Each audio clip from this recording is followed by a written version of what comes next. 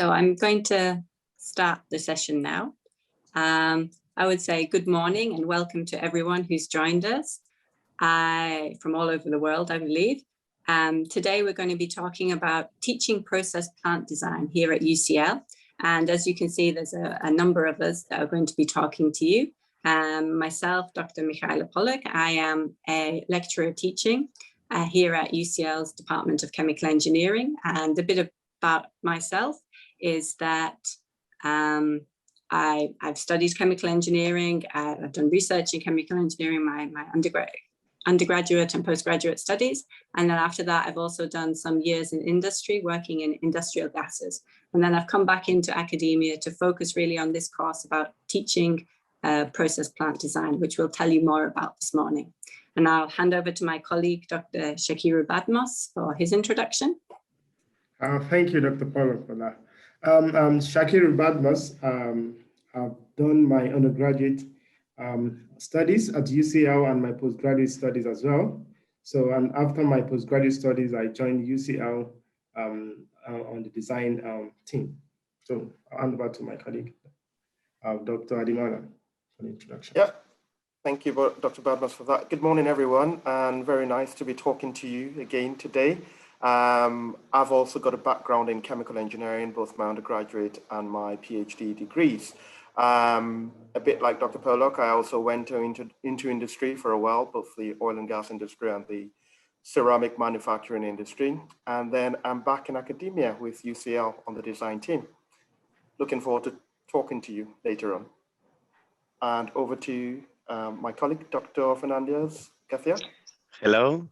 Thank you very much for the introduction. So I also have a background in chemical engineering and also did the PhD in a European project.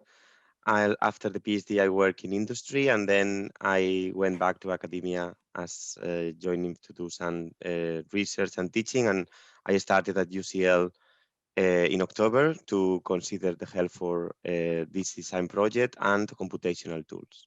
So looking forward to having your questions and helping you in this taster lecture. Thank you. Back to Dr. Pollock. Okay, thank you everyone for your introductions there. And I'm going to move on to the next slide, which is just to tell you a little bit about the contents of our presentation today. So I'm going to give you an overview of the process plant design project and give you an example of the projects that you might be working on. And then my colleagues will talk to you about different aspects, so about the process design and simulation, about safety, economics, sustainability, and then some applications of your learning. So these are all to show you really what a vast thing process plant design teaching can be. So this now starts the part of the presentation where we're looking at the overview and the example project. And really, as part of the overview, the question that you may be asking us is, what is process plant design at UCL? And we're hoping to answer that in this presentation this morning. But a couple of things I wanted to say to you is that this design project is really motivated by a number of factors. One of them being that there are certain learning outcomes that we need to achieve to then become a chemical engineer, have a chemical engineering degree. And a number of these learning outcomes are really set by the IChemE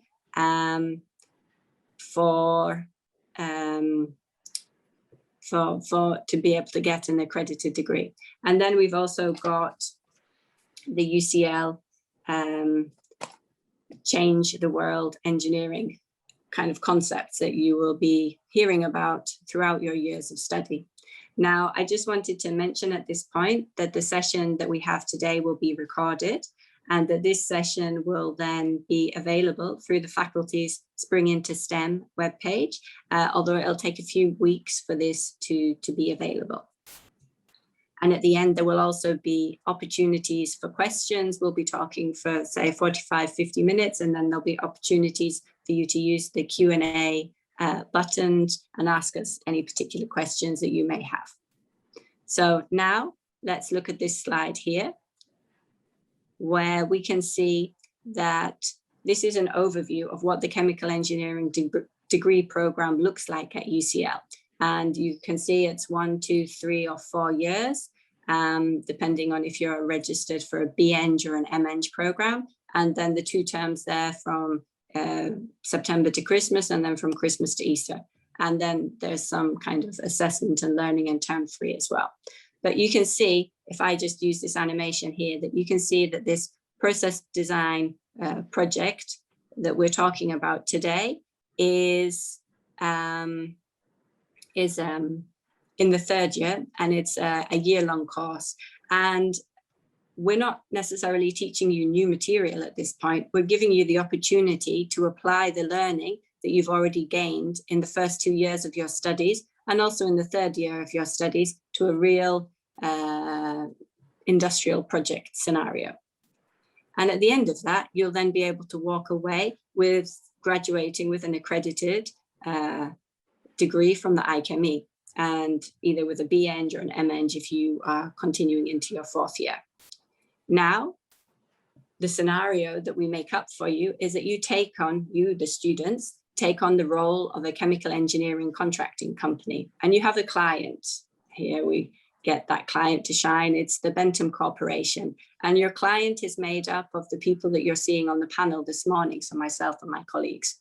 And we, as your client, ask you to work on a project for us, considering sustainability, considering safety, and considering the technical and economic feasibility of your design. So we'll set you a problem, and you, who are your company, will be forming teams of students. And within those teams of students, you're going to be putting together some high quality deliverables. And in those high quality deliverables, you are going to have a team identity within that. You're going to have your own company name, your own company logo, and a team code of conduct. So within your student teams, you'll be agreeing how you're going to be working with each other, and the principles that you're going to be abiding by when you're doing that teamwork. So now I'm going to talk a bit about an example project. This is the project that we've had the students working on in this last year. And in this example project, we give you a brief. You can see there it's quite lengthy and wordy. And I'm going to break it down and just give you an idea of some of the different things that you could be working on in this project specification. So the main task is that we would be asking you to produce 350,000 tons per year of styrene monomer. And we ask that you produce this from 2 key raw materials, ethylene, or you might more commonly know that as ethene, and benzene. Now, we're also wanting to think about the bigger picture. So what is styrene monomer? Styrene monomer is a monomer that can then be made into various different polymers. And those polymers could, for example, be polystyrene, which is used to make CD cases. If you have any CDs lying around your house, then it could be used to make another polymer, ABS, or acrylonitrile butadiene styrene, and that's used to make Lego bricks, which hopefully you had the chance to play with when you were younger. And then we also have another, maybe more practical use of styrene monomer, which is to make the polymer styrene butadiene rubber, which is used to manufacture car tires. So you can see that from that monomer that we're producing, or we're asking you to produce, there is a vast array of products that it could then go on to make. Now, we don't just simply set you what we want you to make, we set some kind of conditions, constraints as well. And this year we asked students to investigate different sources of the ethylene and different locations. And this is quite replicating what you can encounter in industry, where you're asked to evaluate different alternatives. So ethylene can be produced from biomass. So that was one option that we asked students to investigate, with biomass location where that could be sourced in Canada. Another source of ethylene could be to derive it from oil, from petrochemicals. And we said, okay, if you're thinking about that particular raw material, then the plant will be located in Mexico. And then another way to obtain ethylene is from coal. And we said, if that was the raw material that you were going to select, then that plant would then be located in China. And then overall, your task, as it's highlighted in this big red box here, is to investigate and recommend the process route. And by process route, I mean getting from ethylene and benzene to the styrene monomer. And as well as investigating and recommending the process route, you'll be asked to look into the ethylene source, the location, and as I've said before, consider the technical feasibility, the sustainability, the safety, and the economics of the project and the process that you're developing. So this project that we get you to do in your third year of studies replicates an industrial process design cycle. And there's various stages which we coin as, or we name rather, as appraise, select, unit design, and present. And just to talk you through that banner really, as you continue to work through the project, you're building up the process and you're adding more detail and more levels of detail as you're moving through the different stages of the project.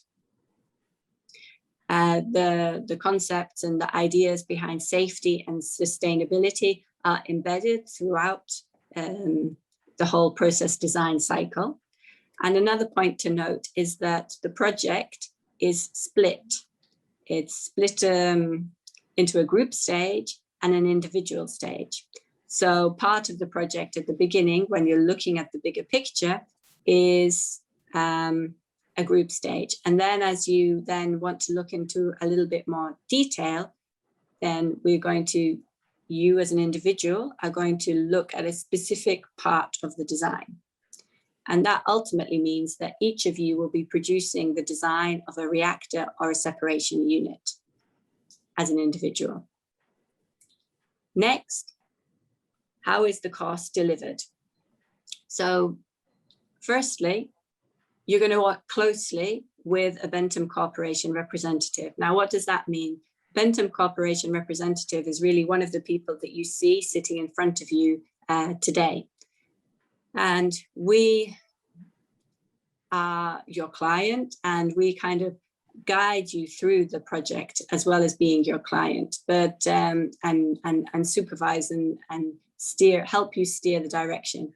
But it's really a reactive situation. So you as a team are researching ideas and concepts, and then you'll have weekly meetings with your Bentham Corporation representative and discuss these ideas, and through feedback through those meetings, then you'll move on to set new directions, but you're steering the direction, leading the direction of your project. Then the next aspect is to have some lectures, some help desk sessions, and then some forums, some question and answer forums. And that gives you access to experts to talk about different topics. As you'll see this later in this presentation, there's a lot of different topics that we cover, and you're going to be guided through by different people in those different topics.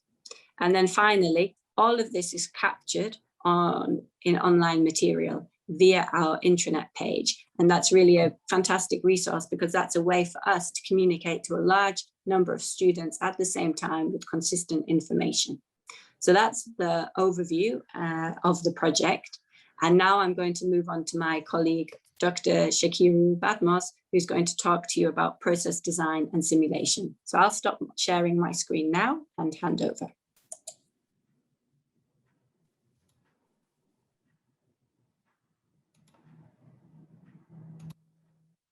Thank you, Dr. Pollock, for that introduction. So can you all see my screen? All right. Yeah, my name is Dr. Sakiru Badmos, and I'll be talking through the process design and simulation part.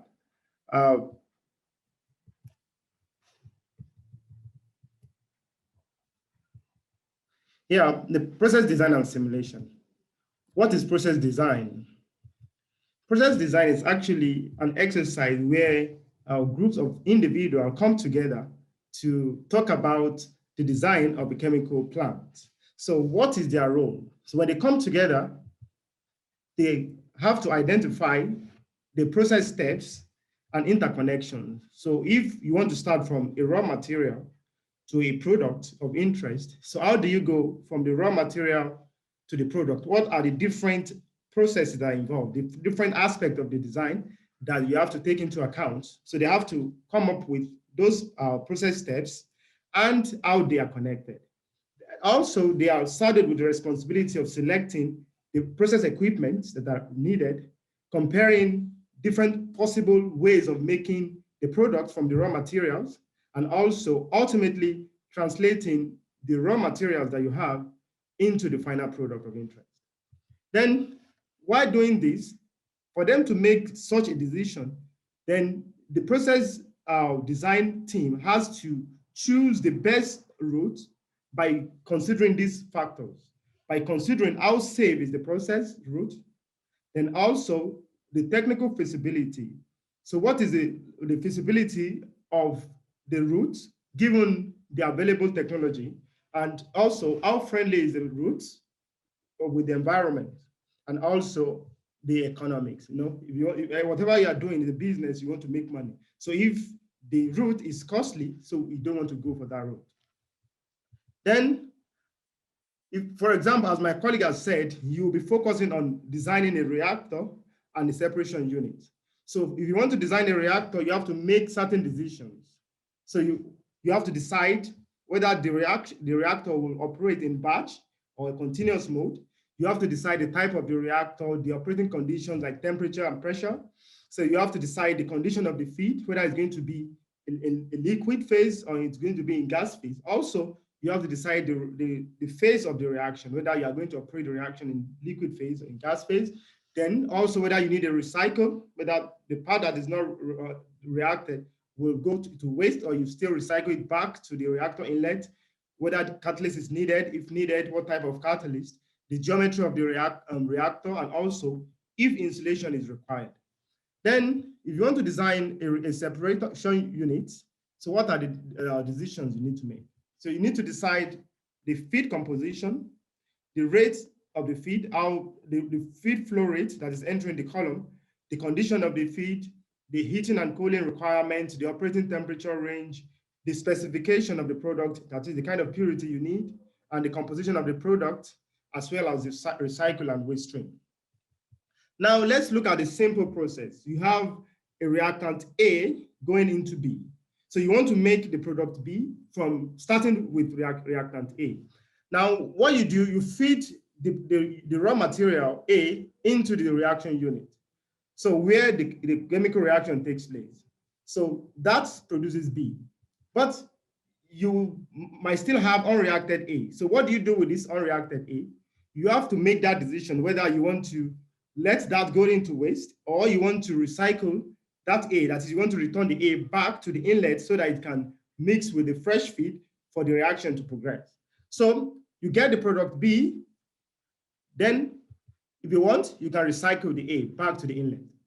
So this is a simple block diagram of the two main units that are involved in the process plan.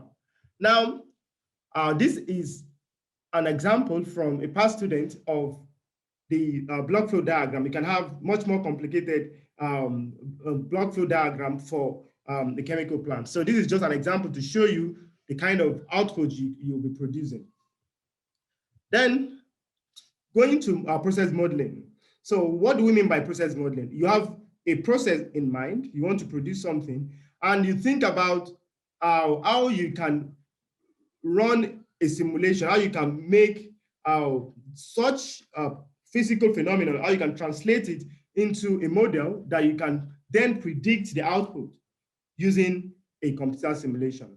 Now, but what do? You have to write some equations that describe the process you want to describe and put some input data like maybe temperature, pressure, the composition of the feed that you want to use. Then, but you have to keep in mind that whatever model you make is just an approximation of the real world. So it doesn't give exactly what you get, but it's just a way of getting an approximated prediction. So if available, you can compare your predictions with experiments, because that is how you can get an idea of what you are doing, if it makes sense or not. Now, when you have your models, then you have to solve those model equations in some softwares. So these are the two main ones that you'll be using for the design. So there is one called GPROMS, that's an equation oriented. You can see that you have to put the your model in form of equations that you write for the GPROM to solve for you.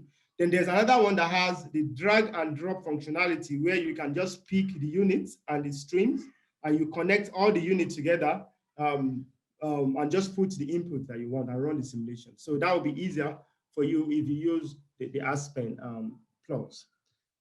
Then now let's look at a simple simulation of something that everyone is familiar with.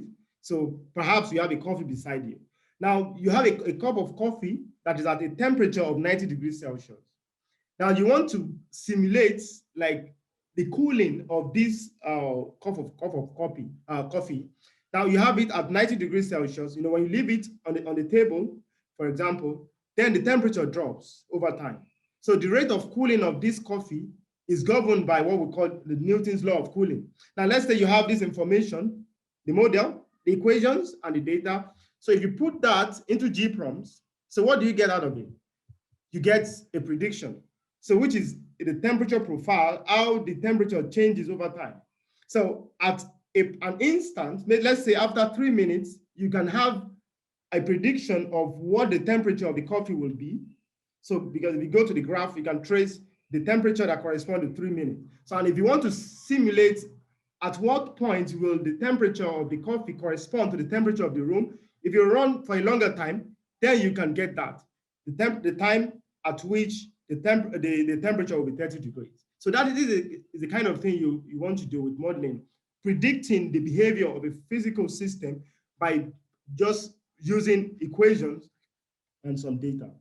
Now, to show you some examples of what our students have done in the past, as my colleague has said, you have some group deliverables and you have some individual deliverables. So what we are saying now is a process flow diagram that is made in Aspen, one of the softwares I've shown you.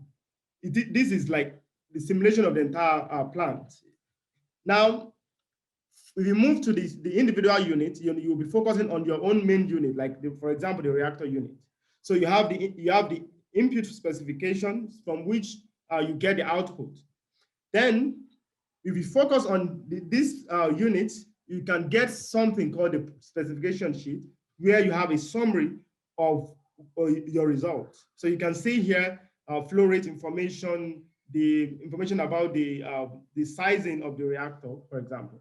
And also you can have even more detailed representation of the unit by taking into account some control and piping and instrumentation of the unit.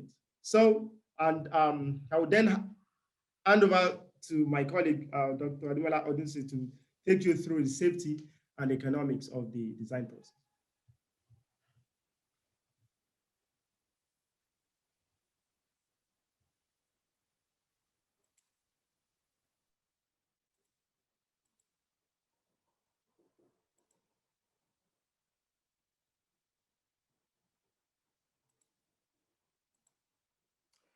Right, thank you very much for that, Dr. Badmos, and good morning to all of us once again.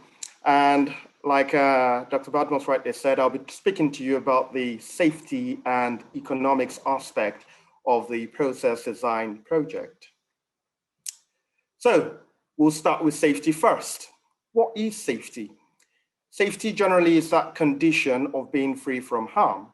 Or more commonly, it is where, hazards which have been identified have been mitigated or controlled to such an extent that the risk level becomes acceptable. So why might safety be important? Safety is important to help protect workers from injury and illness. It might be useful in helping us to improve efficiency. It helps to boost staff morale and productivity. And of course, safety is very good advertisement for any business. So engineering safely involves quite a number of things. First and foremost, it entails respect for life, for law, the environment, and the public good. And as you do come to join UCL, many of you will probably sign up as student members of the Institution of Chemical Engineers, the ICHEME. And of course, when you do get your degree, you would go on to become professional engineers and probably even seek chartership. And in signing up to that, you'll be signing up to an ethical code of conduct. And one of the key elements of that ethical code of conduct actually is safety. So safety underpins all of what we do as chemical engineers. Finally, engineering safety also helps us to avoid reputational damage. Now, some of you might be aware, you might have read, or you might remember about a decade ago, the Deepwater Horizon event in the Gulf of Mexico, where oil was being spilled into the environment for about 87 consecutive days. Now, if you've read that, or if you remember that, you know that some very big names in the oil and gas industry were on our news screens for the very wrong reasons. And of course, they were also fined heavily. So that's just a reminder to us how much an unsafe process can cost us as engineers and can also damage reputation if you're not careful. So on this design project, where would you find safety? The simple answer to that is you will find safety underpinning every aspect of the life cycle of the design process. So you'd remember this from Michaela's presentation earlier on. In the first instance, you would find safety in the appraise section, and this is where you will be talking about the conceptual design of the process. And there we would expect you to conduct a pre-hazard analysis. So this is just a high-level analysis of you identifying the various risks which the process you're about to design might actually present. Next, you would find safety in the select and the unit design stages, which are the detailed design stages of the project. And there we would expect you to make use of some tools, such as the hazard and operability study, which is HAZOP for short, and the safety integrity level, SIL analysis, which is SIL for short. Now, it's also important to mention that safety will continue to be applied right through the life cycle of the project. So right through commissioning to decommissioning of the project. So in this module and other modules, you will continue to learn about safety to continue to shore up your knowledge about safety. So you're all here today, and in all probability, you're probably listening to us and watching us over your laptops or over your telephones. So let's do a quick demonstration of what it feels like to apply safety in our everyday life.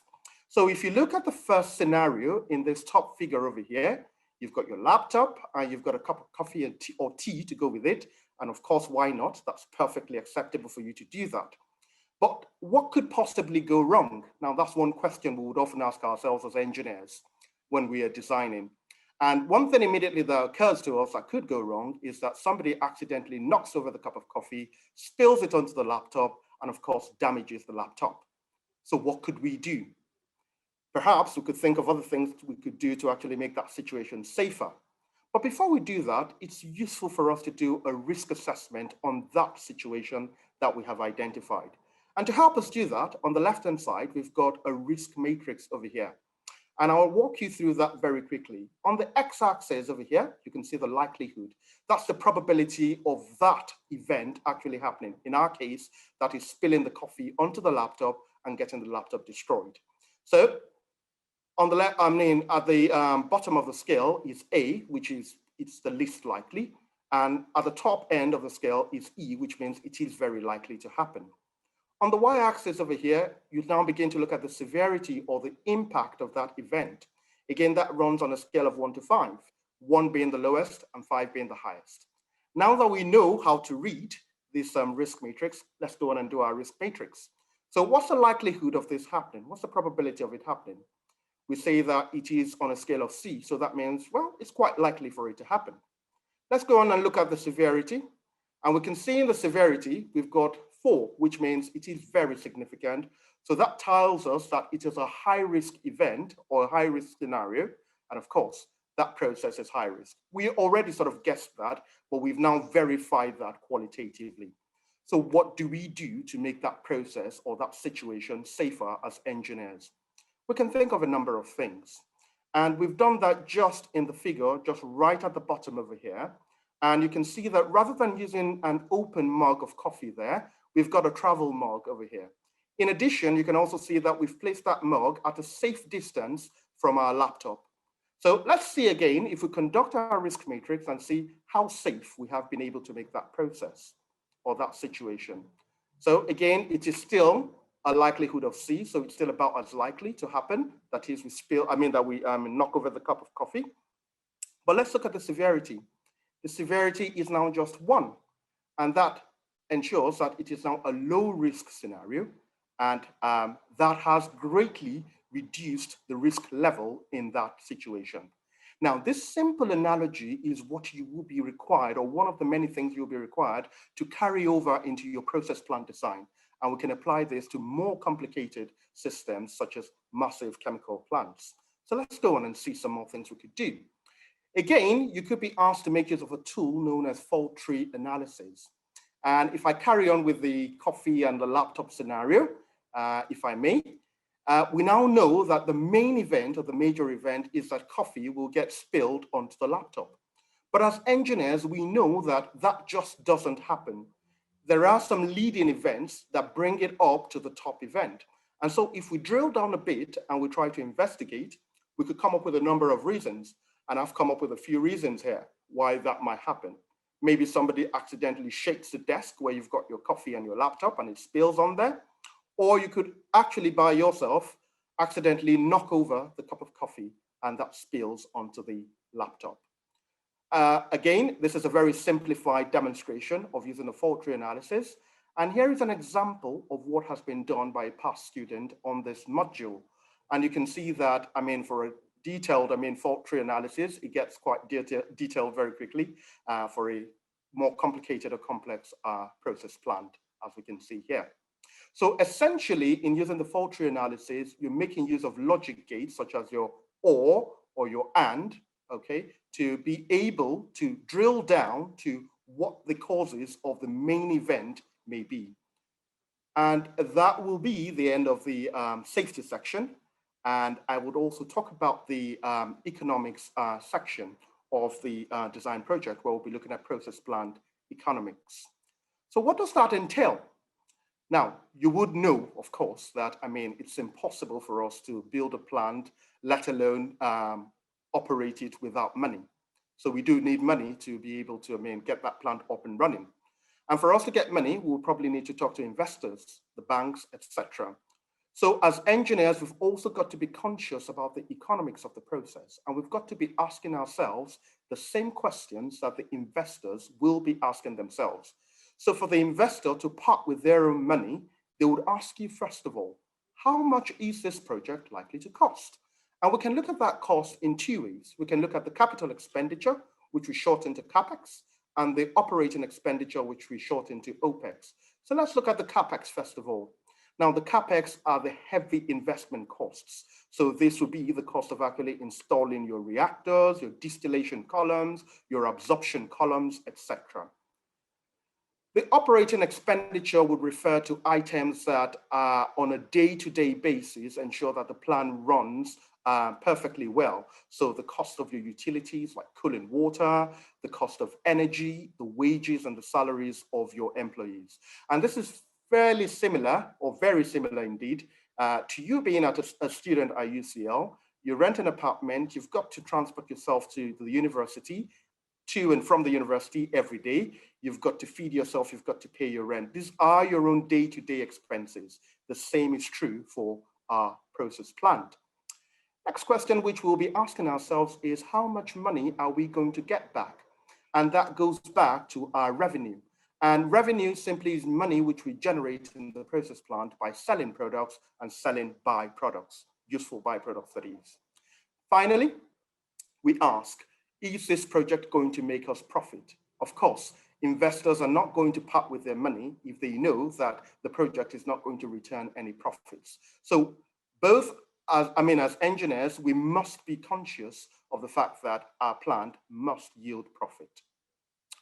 Going on from there, what sorts of tasks could we ask you to conduct under the economic analysis of our process plant design project? So a simple example could be for you to conduct some evaluation on the capital expenditure, which we have on the left-hand side over here. CapEx, and do some evaluation on the operating expenditure, which we have on the right-hand side over here as well. Now, I should be clear that these are just for demonstration purposes and don't represent any plant in particular. Nevertheless, the various items that you have over here are quite typical items that you will find on any chemical plant. So just looking at the CapEx, which is on the left-hand side, for example, you can see that a huge chunk of it, almost half of the capital expenditure, goes on the design and construction, while just about 7% goes on the utilities and the civil engineering aspects, so building foundations, etc., for your distillation columns to stand on, etc. And for the OPEX, which is your operating expenditure or your day-to-day spending, again, a huge chunk of that, 44% of that goes towards raw materials, and just about 8% goes into the initial charging of the catalyst into the reactors that you will be using. Again, I mentioned and I say that this is just purely a demonstration and does not represent any plant in particular. So what more could we ask you to do? Of course, we could ask you to determine when your project will start to make money. In other words, remember our investors that we talked about earlier on, when will they start seeing money in their bank accounts again? So if you look at this graph over here, this bar graph over here, on the x-axis there, you've got the number of years that the plant is running. And on the y-axis, you've got the cash flow, which is in millions of pounds. And this graph can be divided into two parts. So on the left-hand side, you can see that the bars are negative, and this just represents the initial part of the project where you are investing money, you're paying in money, but you're not making any money. If you go to the right-hand side of this red broken line over here, you can see that the bars actually become positive and start rising. So that's the good part of the project, and you start making money in terms of money anyway. You start making money and you start recouping some of your investments that you have made earlier on. Of course, it's important to note that this will not continue indefinitely. As the plant ages and as it nears its lifespan, of course, these bars will start decreasing and diminishing returns will start setting in. So these are just a flavor of what you might expect to come across in terms of safety and in terms of the economics of the project. I will stop over here and look forward to your questions later. But for now, I will hand you over to my colleague, Dr. Fernandez Garcia. So if you give me a moment, I'll stop sharing so that he can come on the screen. Over to you. Okay, can you all see?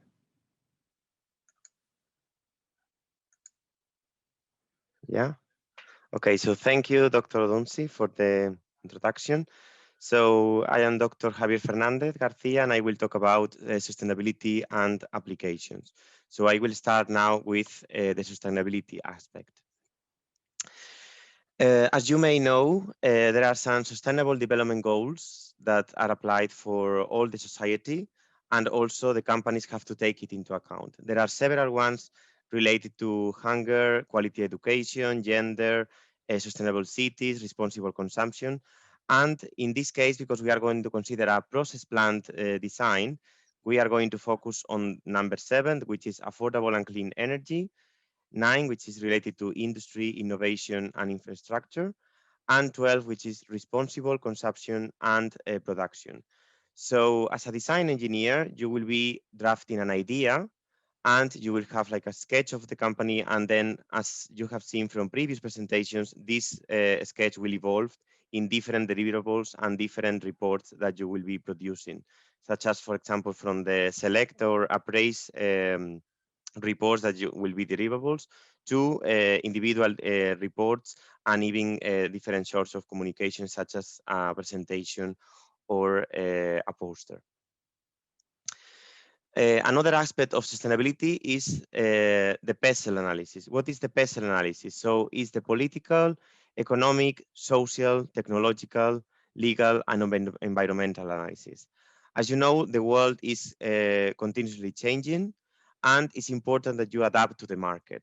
So what you are going to consider at the beginning of the project, as it was said in the first and second presentation, is you will be considering the safety, the technological feasibility, and also the sustainable part, and also you will be studying the market in order to find out if your project can fit into the current market that is in the real world. Apart from that, you will also be considering stakeholder analysis. So as you have seen, for example, from the previous presentation with the investors and also maybe the promoters, the society itself.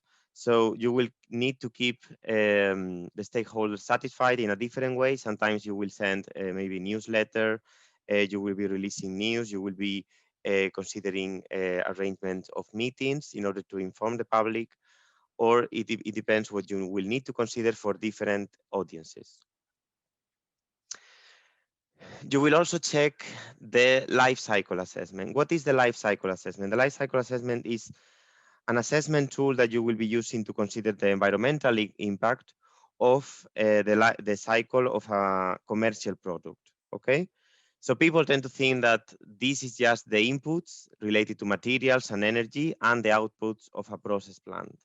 But indeed, it's much more than that. You need to consider also, for example, where are you getting the raw materials from, extractions of, for example, extraction of fuels, what are you going to consider for plant construction, the plant decommissioning, the product use, how you are going to consider the management of emissions and waste. So it's not just the process what you need to consider, you need to consider all the other aspects surrounding the process that are also important for this life cycle assessment. And as an engineer, even if it is like a committee or a company or a leader in an engineering group, you always have an impact on the decisions you make. And as an example of nowadays in the COVID crisis, for example, there was an environmental impact for the single use of face masks because of the use protecting us from COVID. So there is always you need to make society aware of how to get rid of the masks responsibly in like recycling, or try to get rid of them in a suitable bin, so you always reduce the environmental impact. And last item of sustainability is the climate change, resources, and global warming.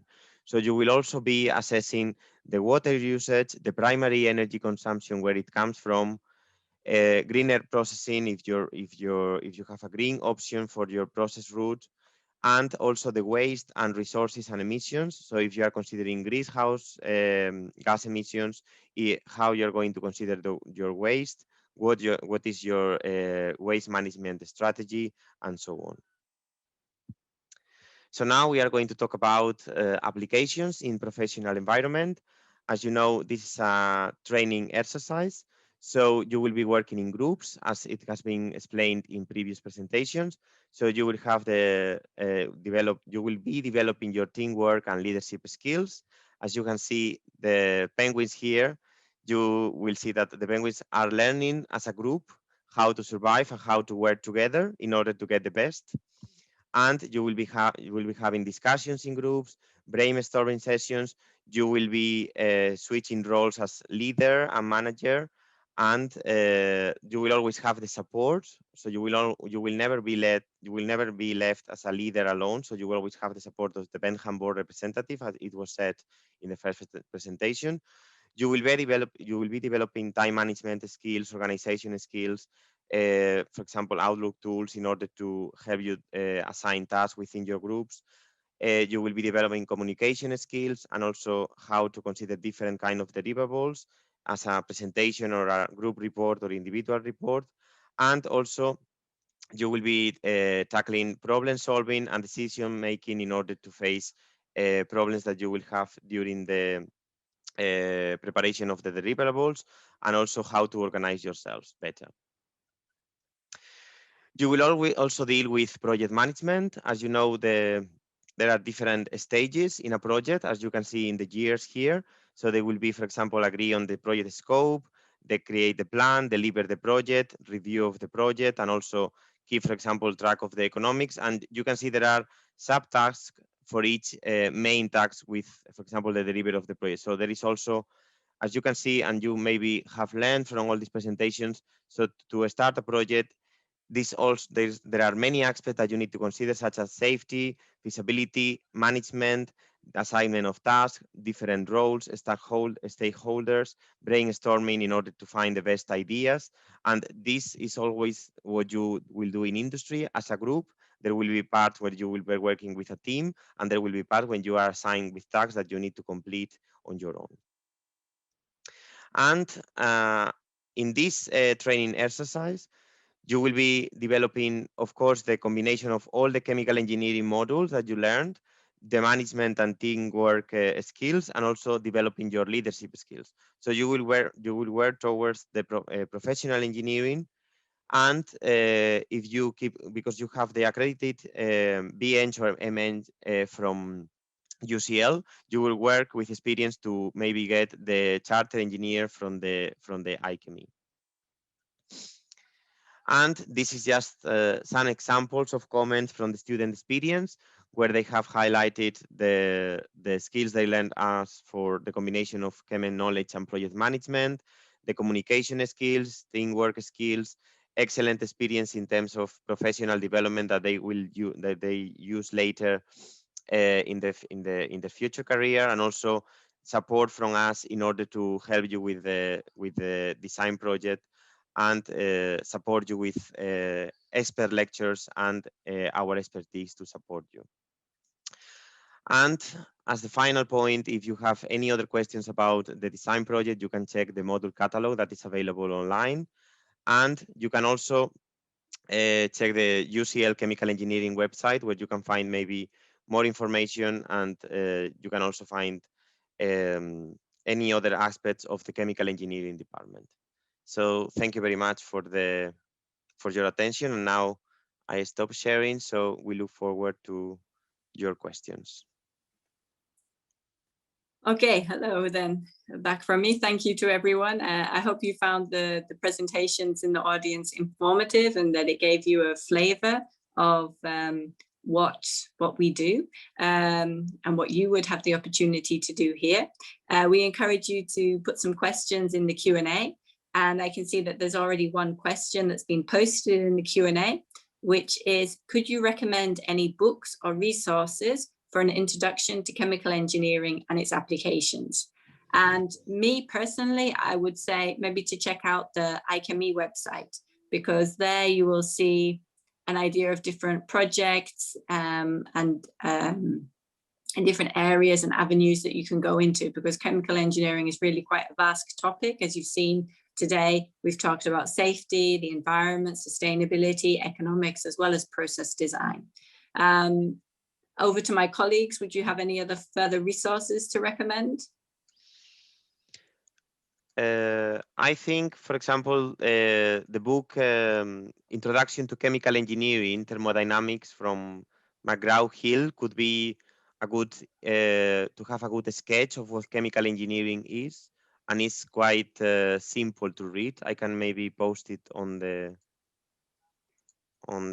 chat, maybe. Let me see, or on the Q&A. I think there might be a chance to the chat, maybe. Yes. So, Introduction to Chemical Engineering. While Javier types away, I mean, there is also the Coulson and Richardson series as well, which runs from 1 to 6. So that gives me a full synopsis of chemical engineering from start to finish. So, I mean, that's also one you might consider as well. Mm-hmm. Yeah, that's a good one. Yeah, and those are really textbooks that you would be using throughout your degree program. So it's not that you're expected to know that knowledge as a first year undergraduate in your first week. It's more that you use those books to support yourself through your studies, the 3 or 4 years of your studies, and attain and use them to refer to. There's a couple more questions that have popped up. Could different design models be combined to make more efficient overall model? So, for example, the IB design cycle and the one you've just shown us.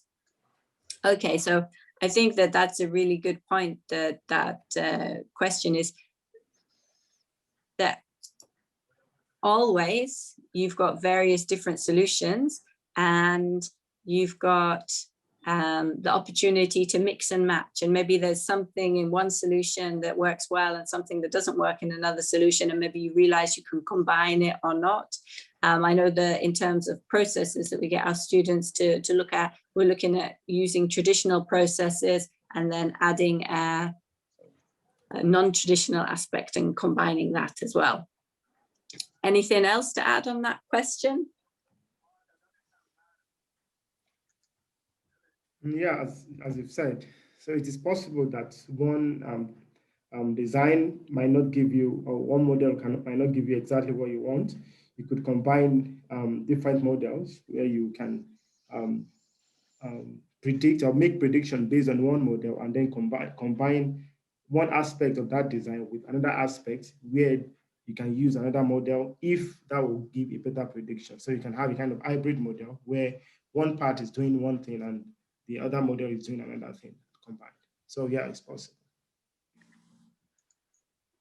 And then I'll say the next question out loud. What applications of chemical engineering would there be in the field of biotech?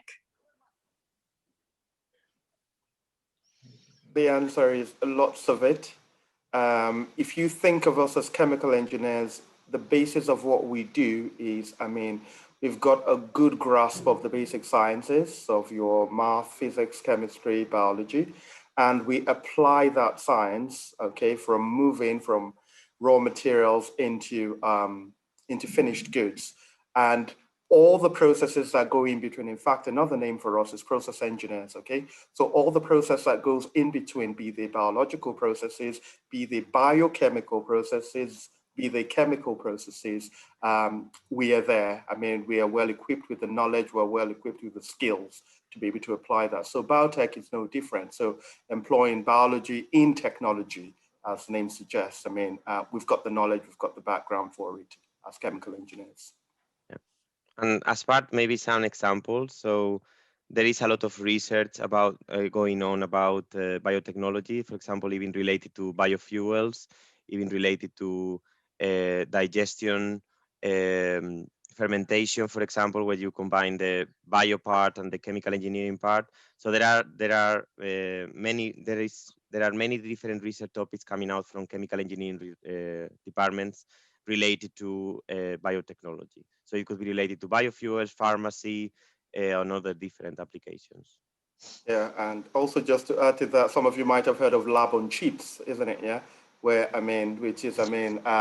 you reduce what you do on a large scale to just simple chips that you can insert into different sorts of equipment, okay, and they can give you on-demand solutions to problems. So yes, that's applicable. Sorry, Michaela, you're going to come in. No, I'm very happy with the add-on that you said there. I was just going to say another add-on that sometimes in the actual process that the students study in the design project, we have a slight biotechnology kind of slant. I know that in the past they've designed reactors that have used enzymes as a catalyst rather than typical zeolite materials, for example. I'll just move on to the next question here, which I'm sure is in the minds of many people. May I ask, what qualities should a great engineer have? And that's like an amazing open-ended question. And I would say that actually there is no single batch set of qualities a great engineer should have. Every person's an individual. Within the 4 people you see here in the panel today, we all have some skills, and we all have different skills, different areas where we excel and different areas where we then potentially rely on someone else to excel. But there's communication, there's teamwork, there's organization, there's time management, there's problem solving, there's attention to detail. And it's not possible to excel in all of those areas. Awareness of them is important, and then to figure out how to work together in teams to maximize your output. That's my contribution, but I'm going to ask my team members, what other qualities do great engineers have?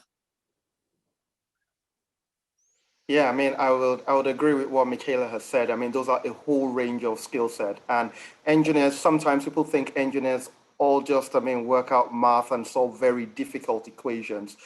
That is just a tiny aspect of what we do. And sometimes, if you don't need to solve equations to solve a problem, then you don't need to solve equations to actually solve that problem.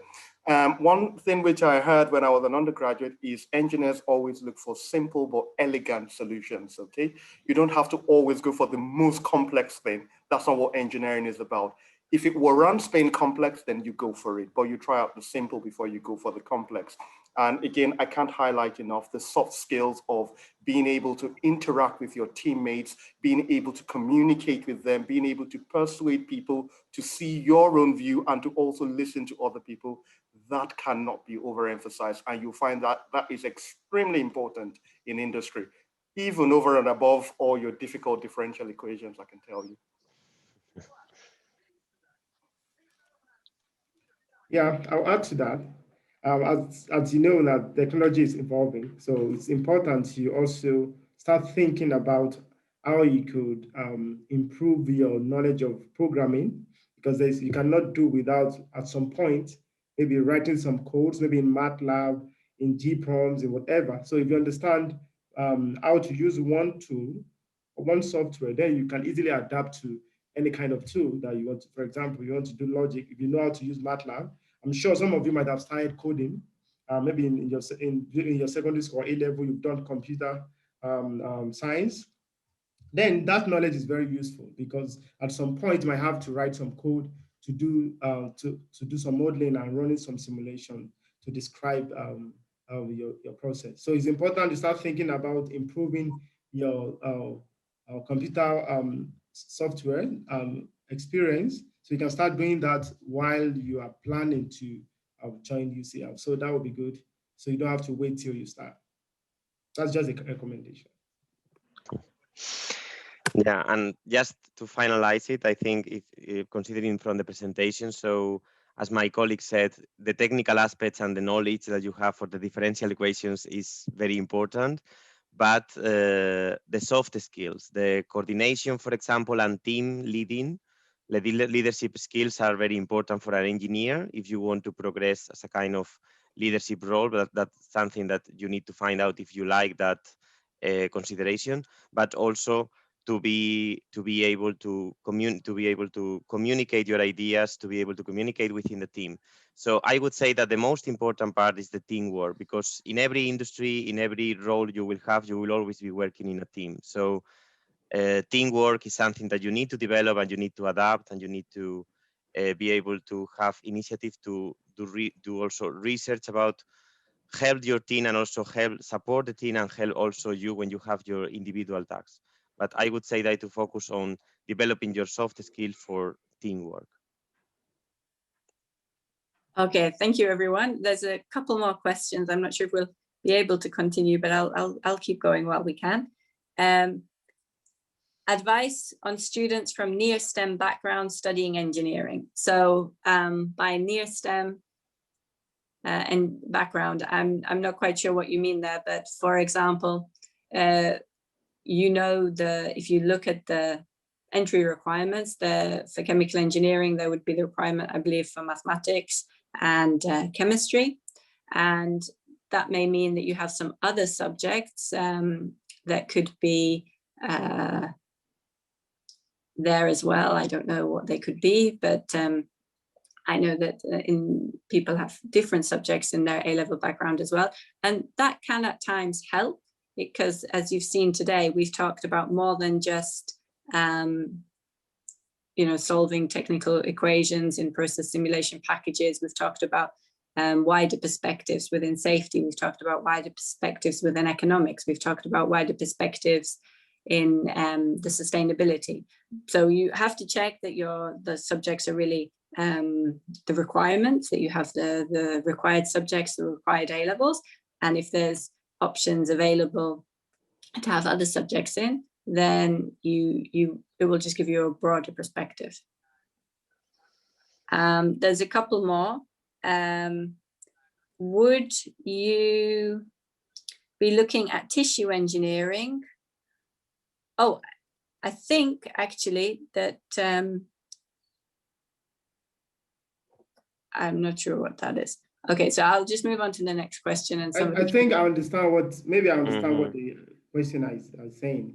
Like maybe you study chemical engineering and now you want to focus on biomedical engineering. Maybe you are trying to do something related to biological systems. For example, in my PhD, I used molecular dynamics simulations, where I studied interaction of chemical molecules like CO2 with water, for example. So I can then adapt that experience to study biological systems like DNA, protein folding, and studying like localized effect or interaction of some of those different parts of DNA. So it's the same way. What you just need to understand the physics of the system. So if you understand how it works, then you can then use the same software to run the simulation. So you might just have to change some things, but the basic knowledge that you have as a chemical engineer in thermodynamics, statistical thermodynamics or classical thermodynamics can help. You can then use that to adapt to biological systems. So it's possible. It's just learning maybe a few bits of the new area that you want to move into, then you should be fine. Great, thank you. There's another question there that says, it would be great if we could enter the name of the resources on the chat. So I'm just going to say,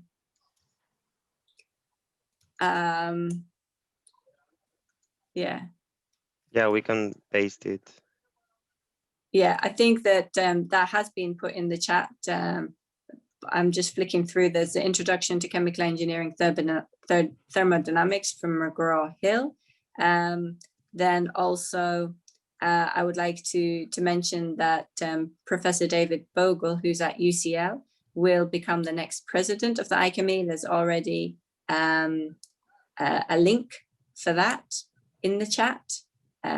So you can click onto that link, and then I can't find the web page for the IChemE in general, but maybe that could be added there.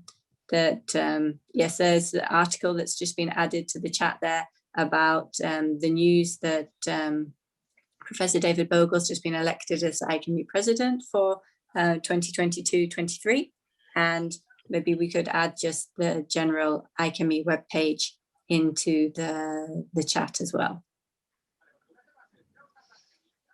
Okay, and then another question that's come up here is, what sort of jobs could we choose after graduation, and would you advise us on what sort of jobs?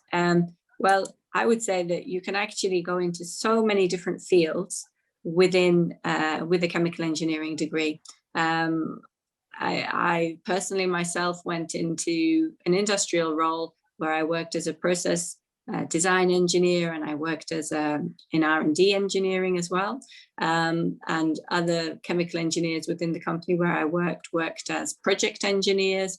They worked in operational, so with the day-to-day running of plants as well. And I have friends and colleagues who've left chemical engineering and gone into other business areas as well. Civil servants, for example, management consultancies, in education, in academia. There's a number of spin-off companies. If you just look at the departmental webpage, which I believe we had the link into our slides, and maybe you can see if we put the departmental webpage link in the chat as well, then you can see the different areas of research, and that's a number of spin-off companies from those as well, if you want to keep into a technological context. Any other potential careers you're aware of? Yeah, as chemical engineering is somehow referred to as universal engineering, because you have application in a lot of areas, like in pharmaceuticals, in soaps and detergents making, in plastics, rubber making, in oil and gas. So with your chemical engineering degree, you can work in a range of industries. So as I've mentioned, so it's important that you understand that you don't just have to work as a process engineer, like maybe working on distillation column or reactor. You can have a range of applications of chemical engineering knowledge that you're going to acquire. Yeah, and actually building up on that, thank you, Sakiru, is that you actually have the ability to investigate a number of those different areas within the design project module, as we've talked to you about. And I think that within your teams, you'll find that there's definitely certain students that are more keen on, say, doing the process simulation, others who are more keen on doing the sustainability study. And then you've all got to work together and overall understand what you're all working on as well. And another thing that I would then add is that with that knowledge, with that background, you've got the ability to just investigate and delve into lots of different business areas and career paths. And in terms of advice, UCL has a very good careers service. So they're able to give you some advice as well about and connect you with industry and future jobs as well.